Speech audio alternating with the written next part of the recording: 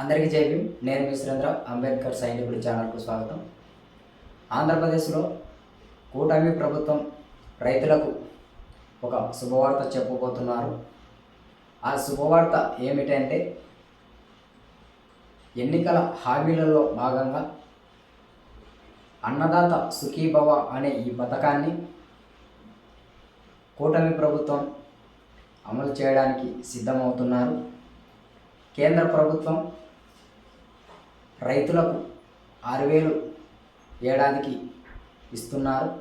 ఈ 6,000తో పాటు కూటమి ప్రభుత్వం 14,000 జమ చేసి మొత్తం మీద 20,000 రూపాయలు మన ఆంధ్రప్రదేశ్ రాష్ట్రంలో ఉన్న ప్రతి రైతుకు సంవత్సరానికి అన్నదాత సుఖీభవ అనే పథకం కింద ఇవ్వడానికి సిద్ధమవుతున్నారు. ఈ పథకాన్ని కూటమి ప్రభుత్వం సంక్రాంతి తర్వాత అమలు చేయడానికి సిద్ధమవుతున్నారు. ఏదేమైనప్పటికీ కూటమి ప్రభుత్వం వాళ్ళు ఎన్నికల హామీలలో చెప్పిన భాగంగా వాళ్ళు 6 గ్యారెంటీలను అమలు చేయడానికి సిద్ధమవుతున్నట్లు చర్చలు జరుగుతున్నాయి.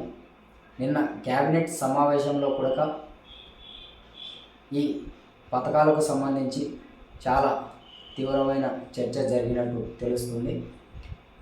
కాబట్టి కూటమి ప్రభుత్వం ఇంకా వచ్చి 6 నెలలు అవుతున్నా ఇప్పటికీ ఒక 2-3 పథకాలు మాత్రమే అమలు చేశారు. మిగతా పథకాలను అమలు చేయడానికి లేట్ అవుతుంది.